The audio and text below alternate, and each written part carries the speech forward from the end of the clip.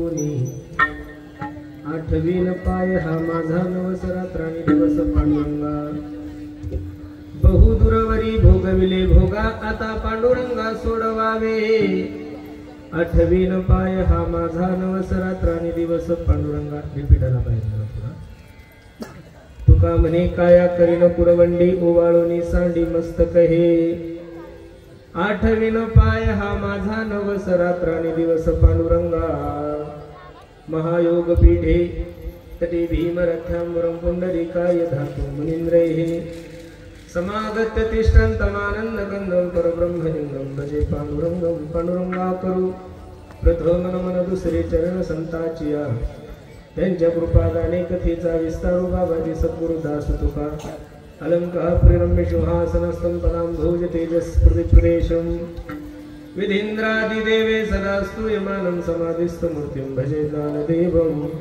नमो ज्ञानेश्वरा निवृत्ति उदारा सोपान देवा मुक्ताबाई नमो त्रिभुवन पावनी अदत्रय जननी देवाची संपाद्य ज्ञानंच विदाय भक्ति विलोकितो येन समाधी राजा वैराग्यवंतं सुविचारयुक्तं नमामि जोगं शिरसा गुरुं नमो सद्गुरु तुकया ज्ञान दीपा नमो सद्गुरु सच्चिदानंद रूपा नमो सद्गुरु भक्त कल्याण मूर्ती नमो सद्गुरु भास्करा पूर्ण कीर्ती सेवे लागी सेवक झालो तुमच्या लागलो निज चरण अहो स्वामी तुकया देवाया वरीण करावा अवेरू एक वेळ करिया दुःखा वेगळे दुरितांचे जाळे उगवणी आठवीन पाय हा माझा नवस रात्राणी दिवस पांडुरंगा प्रस्तुत प्राप्त प्रसंगी प्राप्त होईल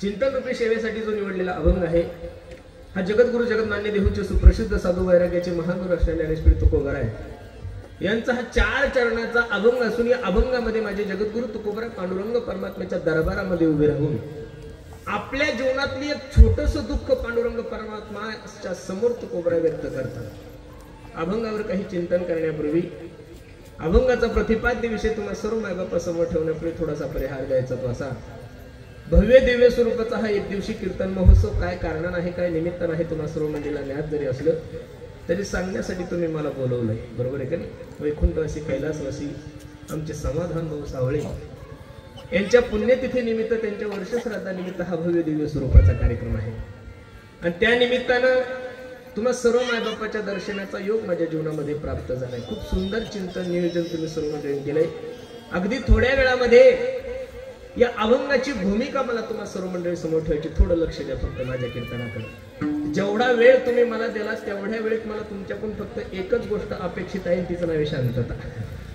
बरोबर आहे का नाही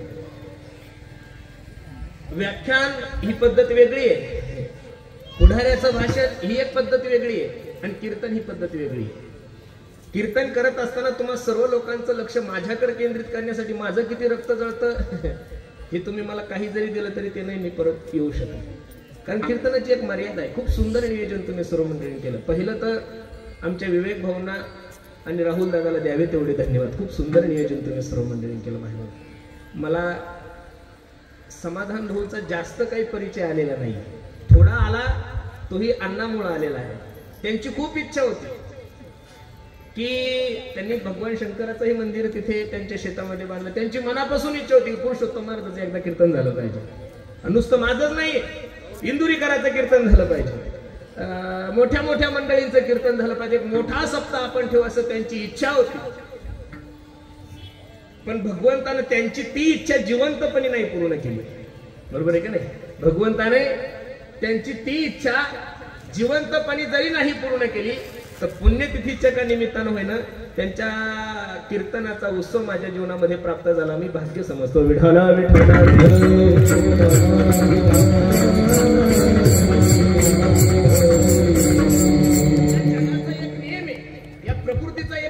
निसर्गाचा एक नियम आहे मायबाप थोडं लक्ष द्या फक्त माझ्या कीर्तनाकडे जो व्यक्ती जन्माला आला त्याला जावंच लागणार आहे मग तो कोणी असू द्या जाण्याचा दिनांक दिनांक वेगळा आहे, जाण्याची तारीख वेगळी आहे, जाण्याचं ठिकाण वेगळं आहे, जाण्याचं कारण वेगळं आहे.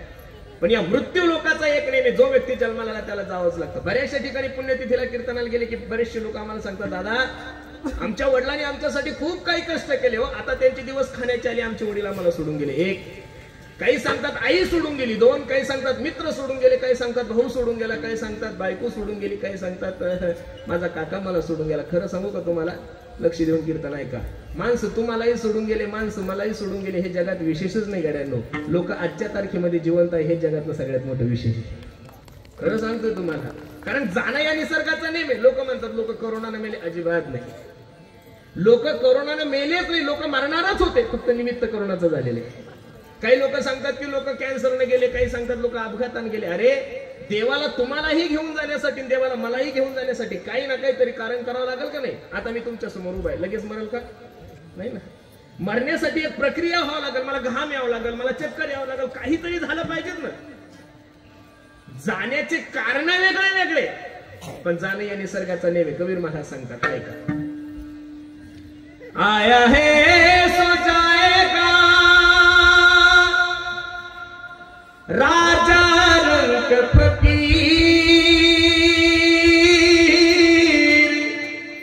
कोई सिंहासन चढ़ा, कोई बंधा जंजीर. एक वाक्य बोलू दादा. ज्या विश्व मालकाने हे विश्व निर्माण केलंय, ज्या जगाच्या मालकाने ही पृथ्वी निर्माण केली, एवढं सुंदर हा निसर्ग निर्माण केलाय, तुम्हाला आणि मला जीवन दिलंय, त्या जगाच्या मालकाच्या बापाला जर या मृत्यू लोकाची यात्रा संपून जावं लागली, तर तुमचाही बाप तुम्हाला सोडून गेला, माझा बाप मला सोडून गेला, तर काय नवले महाराज. जगाचा एक नेहमी प्रमाण पहा किती सुंदर आहे. एथनाई ऊरो आले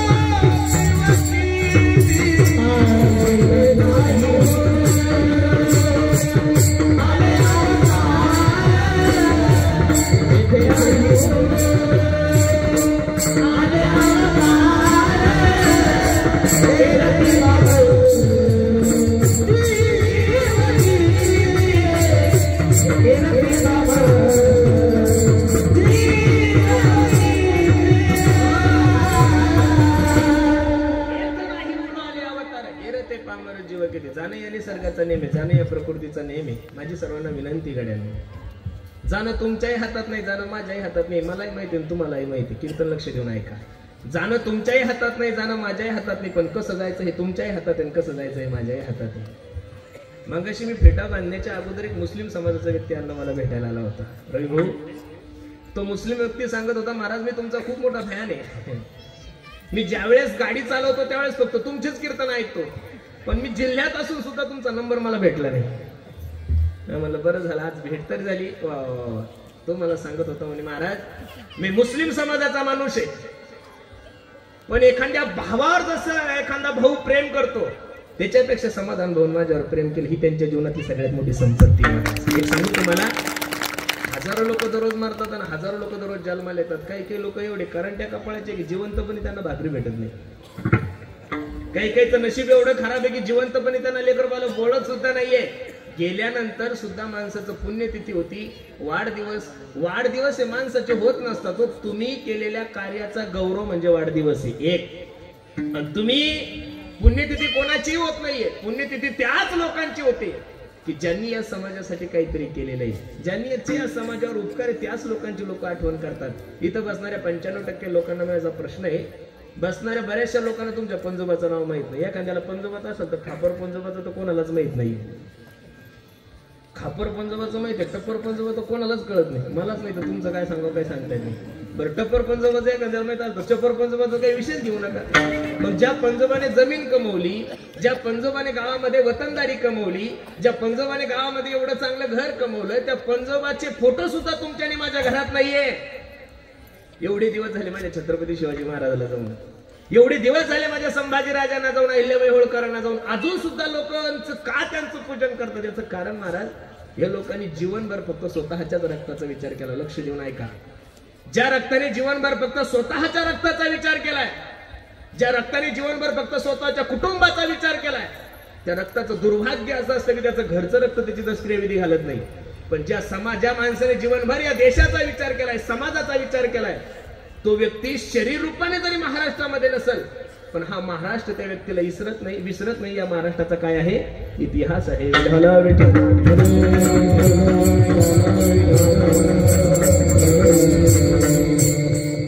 महाराज तुम्हाला आणि मला जीवन जगण्याचं एक छोटस सूत्र सांगतात. किती गोड आहे पहा. कबीरा कबीरा हो कबीरा हो कबीरा, कबीरा जब हम पैदा हुए जग हसे हम रोए, ऐसी करनी कर चलो जग रोए हम हसे. बसणाऱ्या मंडळीला माझी विनंती गाड्यांनो, तुम्ही एवढं चांगलं काम करूच नका की जिल्हा आपल्यासाठी रडेल. खूप मोठा आहे आपला बुलढाणा जिल्हा.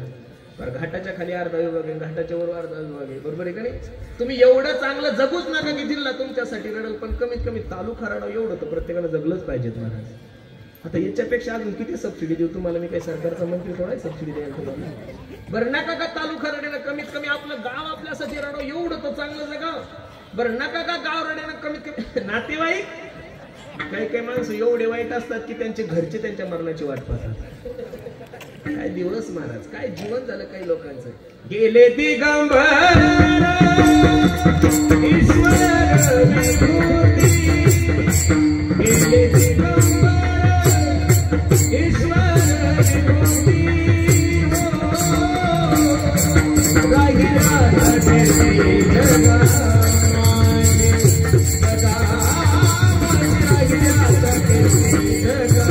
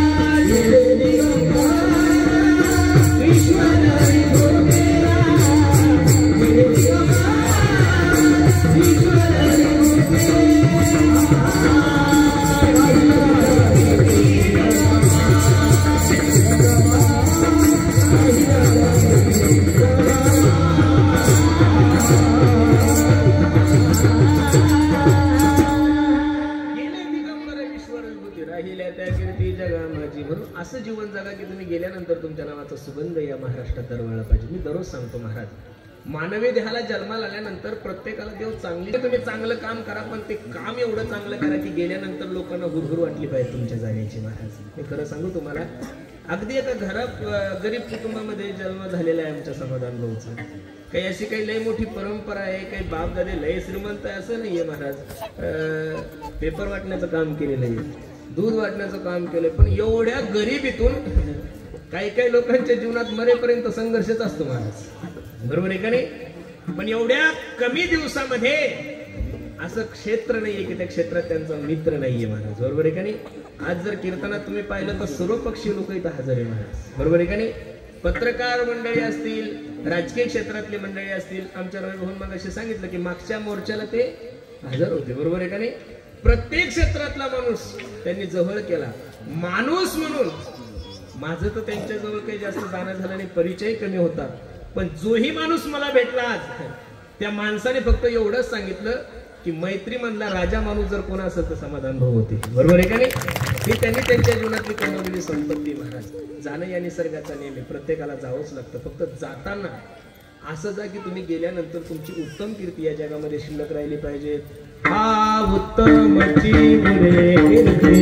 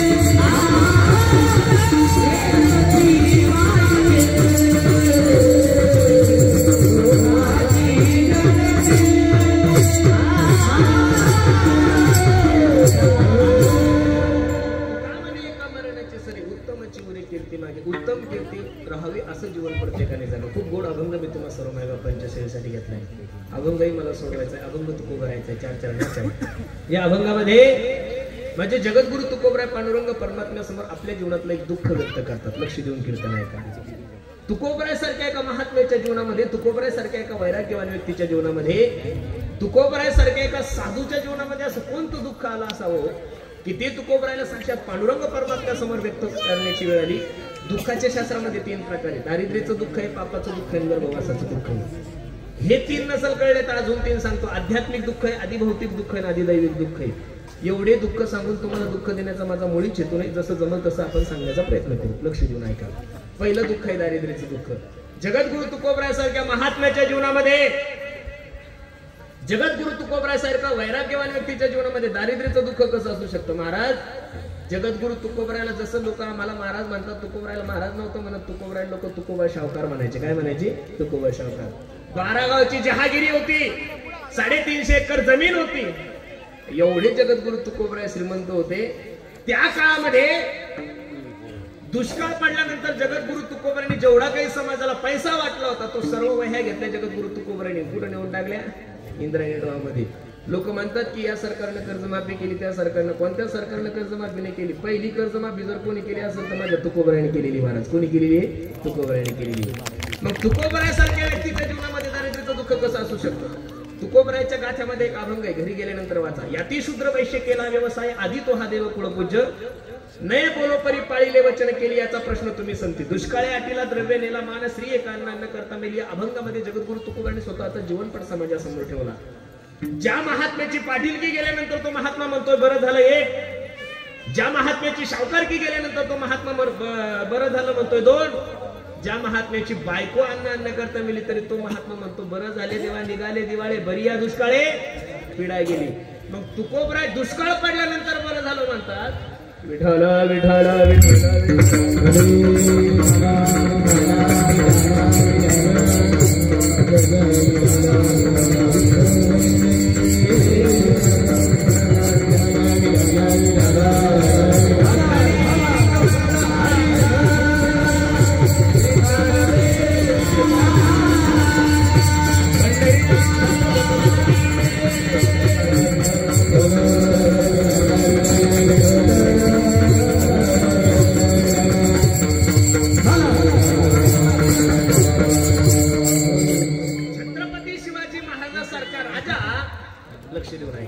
छत्रपती शिवाजी महाराजांसारखा राजा ज्या महात्म्याचा शिष्य असेल त्या महात्म्याच्या जीवनामध्ये दारिद्र्य कशी येऊ शकते मला शक्यच नाहीये.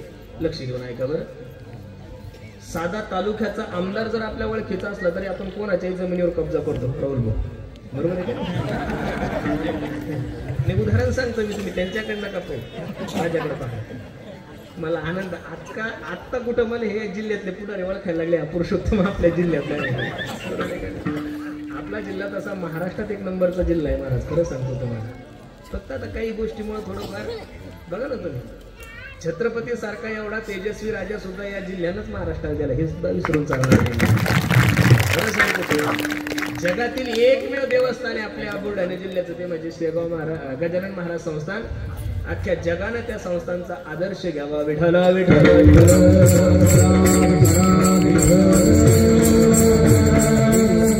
छत्रपती शिवाजी महाराजांसारखा राजा ज्या महात्म्याचा शिष्य असेल. छत्रपती शिवाजी महाराज तुकोबरायच्या कीर्तनाला जाऊन बसतो. त्या तुकोबरायच्या जीवनामध्ये दारिद्र्याचं दुःख कसं असू शकतं? शक्यच नाही महाराज. काही लोक म्हणतील जगद्गुरु तुकोबरायच्या जीवनामध्ये पापाचं दुःख अजिबात नाहीये. पापाच्या आणि पुण्याच्या पलीकडे गेलेली जी व्यक्ती तिचं नाव आहे साधू. झुंजारते एक विष्णुदास जगी पाप पुण्यांगे न कळे त्या. दुसरं प्रमाण घ्या. तुका म्हणे आम्ही झालो अग्निरूप लागोने दीपाप पुण्य अंगा. मग जगद्गुरु तुकोबरायच्या जीवनामध्ये दारिद्र्याचं दुःख नाही. एक जगद्गुरु तुकोबरायच्या जीवनामध्ये गर्भवासाचं दुःख नाही. दोन गर्भवासाचं दुःख तुम्हाला आणि मला काय सांगू. गर्भीची यातना मज भोगिता नारायणा मौस मळमूत्र जाणा दुदर्शन औषणा ध्याताशी. पण तुकोबरायच्या जीवनामध्ये ते दुःखही नाही. गर्भवासी दुःख नाही येता जाता हृदय असता नाम तुझे. मग काव महाराज हे तीन दुःख जर जगद्गुरु तुकोबरायच्या जीवनामध्ये नाही मग तुकोबराय देवाला म्हणतात तरी कसं देवा माझ्या जीवनातलं दुःख कमी कर. लक्ष देऊन ऐका. तुकोबराय सांगतात देवा तुझ्यासाठी सर्वस्वाचा त्याग केलाय. तुझ्यासाठी सर्वस्वाचा त्याग केला. बायको अन्न करता मेली तरी तुझा परमार्थ नाही सोडला. तुझं देवदेव नाही सोडलं. आणि एवढं सगळं काही करून दिवसांदिवस तुझ्या आणि माझ्या मधलं अंतर वाढत चाललंय. काय चाललंय? वाढत चाललंय. आणि या अंतर वाढण्याचं कारण जर काय असेल तर जाळ आहे. काय? जाळ. जाळ या शब्दाचा अर्थ तुम्हाला सांगू. जाळ म्हणल्यानंतर प्रत्येकाच्या डोक्यात टूप पेटी की मासेमारी धरणात घेऊन जातात जाळ त्याला म्हणतात जाळ. नाही नाही नाही. पारधी समाजाचे लोक जंगलामध्ये हरणी पकडण्यासाठी लावतात त्याला काय म्हणतात? ते जाळ नाही सांगायचं मला तुम्हाला. जाळ या शब्दाचा अर्थ आहे ममत्व. जाळ या शब्दाचा अर्थ काय आहे? ममत्व. नको त्या गोष्टीला आपलं म्हणलं की दुःख सुरू होतं महाराज. नको त्या गोष्टीला आपलं म्हणलं की दुःख सुरू होतं. भागवतामध्ये आत्मदेवाला गोकर्णाने जो उपदेश केलाय तो जाळ्या संबंधानीच आहे. पिताश्री देहेस्ती श्रुतरे भीमतीम तेजत्वम जाया अशुतादिषु सदा ममता विमुंच पश्चा निशम जगती दक्षिण भंग निष्ठं वैराग्य राग रसिको भव भक्ती निष्ठा. संस्कृत श्लोक नसेल कळत तर मराठी सांगतो. माया विघ्ने भ्रमला खरे म्हणता मी माझे निगरे हे तो संपत्तीचे वारे साचो कारे जाईल. सोपं उदाहरण सांगतो. माईकवाले दादा नाव काय तुझं? अमोल. अमोल एक छोटासा प्रश्न आहे फक्त माया सांगतोय तुम्हाला. अमोल हा माईक सजीव आहे का निर्जीव रे? बोल बोल घाबरू नको ना. निर्जीव आहे बरोबर आहे का नाही? आता आपण कीर्तन संपलं सगळेजण घरी गेले. अमोलनं जर हा माईक 4 महिने इथं ठेवला तरी हा माईक बिचारा हलणार नाही आणि डोलणार सुद्धा नाही. पण आता कीर्तन संपलं काही लोक दर्शनासाठी आले आणि त्यांच्या हातातून हा माईक खाली पडला. त्याचं पुढचं टोकन फुटलं आणि टोकन फुटल्यानंतर मॅकॅनिकलनं खर्च सांगितला 2000 रुपये. किती खर्च सांगितला? 2000. एकदम प्रॅक्टिकली बोलतोय तुम्हाला. लक्ष देऊन ऐका. निर्जीव माईक आहे. माईक कसा आहे? निर्जीव आहे. त्याला काही घेणं देणं नाही. त्याला अमोलशी घेणं देणं नाही. त्याला महाराजाशी घेणं देणं नाही. त्याला कोणाशीच घेणं देणं नाही. त्याला थंडी वाजत नाही. त्याला गरमी होत नाही. त्याला स्वेटरची कशाची नाही. तो नुसता बनून राहतो. बरोबर आहे का नाही? निर्जीव येतो. पण हा माईक जर माझ्याकडून खाली पडला आणि तो फुटला आणि त्याला 2000 रुपये खर्च आला. खरं सांगा दुःख माईकला होतं का अमोलला होतं? कोणाला होतंय दुःख? अमोलला. अमोलनं फक्त जीवनामध्ये एकच चुकी केली भाऊ. अमोल काय म्हणला, हा माईक माझा आहे. काय म्हणला अमोल? जिथं माझं आलं तिथं दुःख सुरू होतं. मग बसणाऱ्या मंडळीला एवढीच विनंती आहे, निर्जू माईक बंद पडला तर अमोलला दुःख होतंय, ते बी सजू अमोलला. मग खरं सांगा, सजू बायको आजारी पडल्यानंतर आपली काय परिस्थिती होत असेल? नको त्या गोष्टीला तुम्ही आपलं म्हणलं की दुःख सुरू होतं. हल्ली तेच झालेलं आहे महाराज. नको त्या गोष्टीला आपण आपलं म्हणतोय. काय झालंय माहितीये का, लोकांच्या अपेक्षा खूप वाढलेल्या आहेत. अपेक्षा वाढल्या की दुःख सुरू होतं महाराज. एक काळ असा होता की त्यावेळेस लोकांना खायला भेटत नव्हतं तरी लोक समाधानी होते. आता कीर्तनाच्या माध्यमातून काही काही लोकांच्या घरी जाण्याचा प्रसंग येतो, त्यांचं घर पाहायला 2 तास लागतात. 50 कोटीची हवेली, घरामध्ये 2च लोक, विठ्ठल रुक्मिणी, कुंडलिक सुद्धा नाही. 4-5 माणूस नसतो महाराज. नेमकं दुखणं काय लोकांचं कळत नाही. ज्याच्याकडे पैसा नाही तोही दुःखी आहे, ज्याच्याकडे तो तर त्याच्यापेक्षा दुःखी आहे. जो सत्तेत नाही तोही दुःखी आहे, आणि काही काही सत्तेत असून सत्ता कधी जाईल तेही दुःखी आहे. सगळे दुःखीचे नो. नेमकं काय चाललं काही कळत नाही. ज्याचं लग्न झालं तोही टेन्शन मध्ये, आणि ज्याचं होत नाही तो तर त्याच्यापेक्षाही टेन्शन मध्ये. नेमकं करायचं दुःख काय झालंय माहितीये का, कामापेक्षा अपेक्षा वाढल्या लोकांच्या. माझ्याकडे जर 2 व्हीलर असेल ना, तर 2 व्हीलरवाल्या माणसानं कधीच 4 व्हीलरवाल्याकडे बघायचं नाही. 2 व्हीलरवाल्याने छोट्या माणसाकडे पाहायचं. अरे हा तर कीर्तनाला पायी चालला साला, आपण तर वजनात चाललो, बरोबर आहे का नाही? पण 2 व्हीलरवाल्याला का 4 व्हीलरवाल्याकडे बघितलं की दुःख सुरू होतं, बरोबर आहे का नाही? मी त्या दिवशी घरी बसता, अरे आता रात्रभर प्रवास करावा लागतो. मग युट्यूबवर त्या दिवशी त्या नीता अंबानीचं पाहत होतो. राहुल भाऊ काय बाई महाराज, ती 3.5 लाखाचा चहा पिती वाढलं. 3.5 लाखाचा काय असेल त्या चहामध्ये काही माहिती. आपल्या बाया तर 10 वेळेस एकाच पत्तीत उकळतात. टेन्शन आपली कोणती कशी होणार?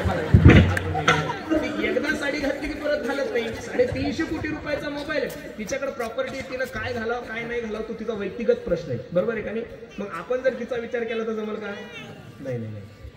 माणसानं संसार करत असताना आपल्यापेक्षा मोठ्या माणसाकडे पाहायचंच नाही, आपल्यापेक्षा छोट्या माणसाकडे पाहायचं. आनंदात संसार चालत. पण परमार्थाचं उलट आहे. परमार्थात आपल्यापेक्षा मोठ्या माणसाकडे बघायचं, मग परमार्थ आदर्शवान होतो महाराज. जीवनामध्ये आदर्श ठेवत असताना आपल्यापेक्षा छोट्या माणसाचा आदर्श कधीच ठेवायचा नाहीये. आपल्यापेक्षा महान व्यक्तीचा आदर्श ठेवायचा. नुसता आदर्श ठेवायचा असं नाहीये, त्यानुसार जीवनाचं मार्गकरण सुद्धा करायचं. आपण रस्त्याला नाव मोठ्या मोठ्या लोकांना पुढे गेले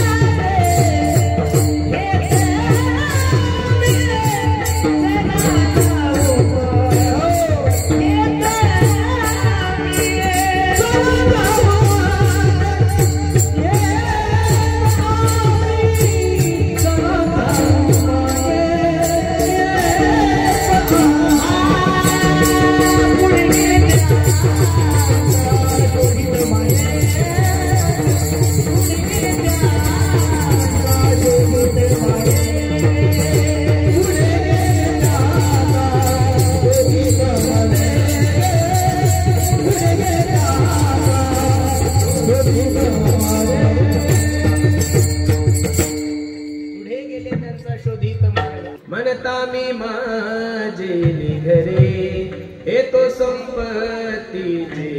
ज्या गोष्टी जाणार आहेत त्याच्याविषयी जास्त माणसाचं ममत्व आहे. धनानी भूमोपश्वस्य गोष्टी नारी बृहद्वारी जन स्मशाने देहेश्चितायाम परलोक मार्गे कर्मानुगच्छति जीव एका. मी नेहमी सांगत असतो, तुम्ही ज्या जीवनामध्ये जगत आहात त्या जीवनामध्ये समाधानी राहा. लोकांची काय मेमरी झाली मला काही कळत नाही महाराज. महाराष्ट्रभर फिरण्याचा प्रसंग येतो, लोक संपत्तीचा सत्तेचा एवढा नाच करतात महाराज. मला एक कळत नाही, कोरोना नावाची बिमारी तुम्हाला मला एकदम चांगला धोक्याची घंटा वाजवून गेली. त्याच्यातून जे लोकांनी आदर्श घेतला ते या फालतू गोष्टीत पडणारच नाही महाराज. अरे 1000-2,000 कोटीचे मालक असताना डॉक्टरला विनंती करतो, डॉक्टर साहेब वाचवा माझ्या घरच्यांना.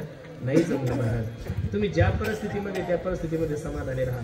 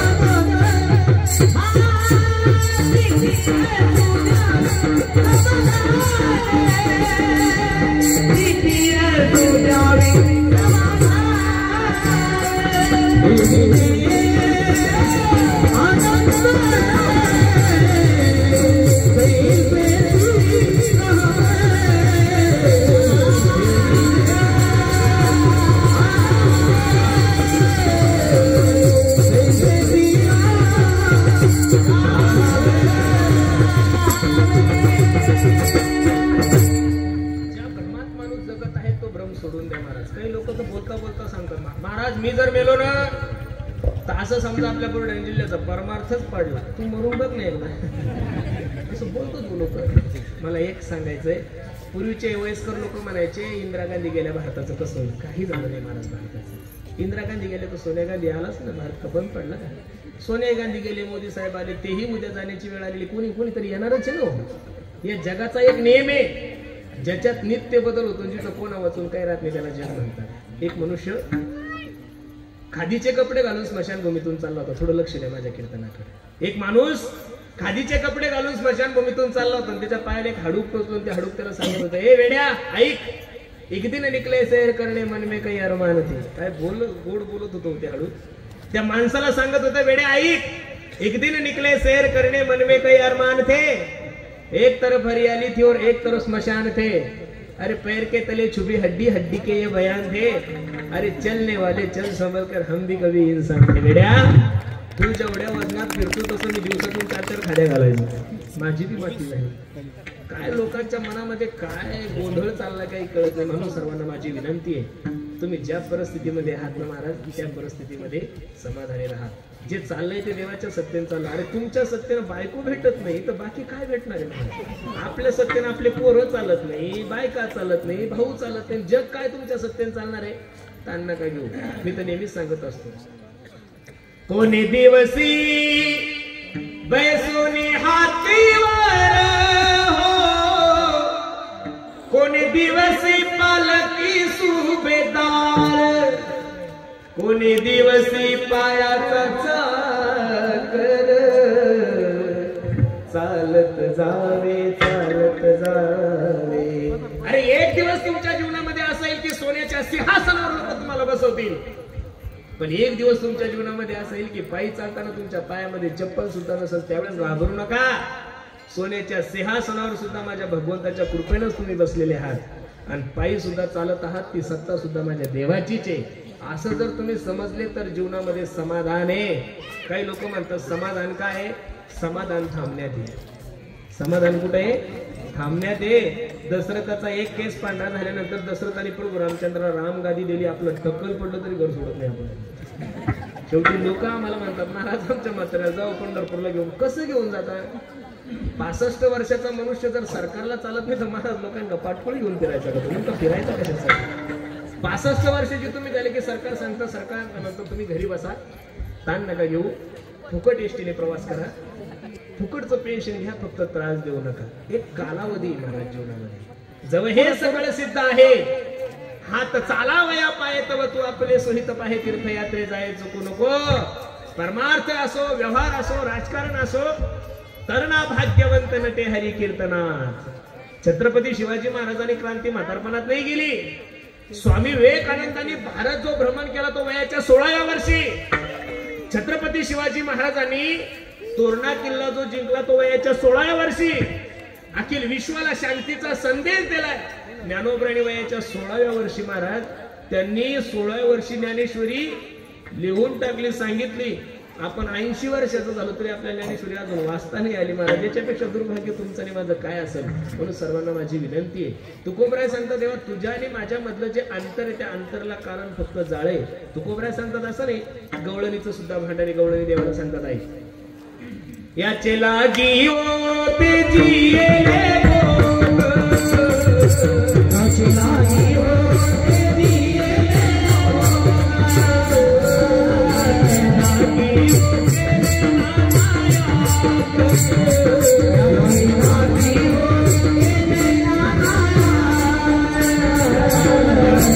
Thank you.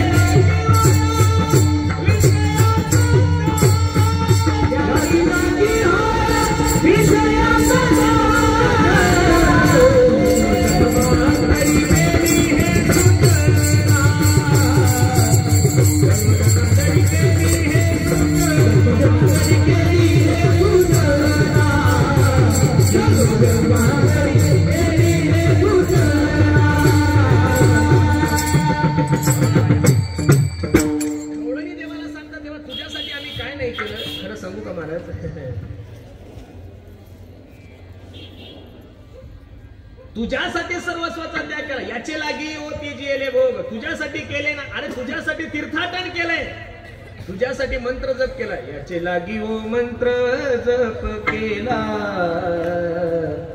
याचे लागी हो वेदांत पाहिला.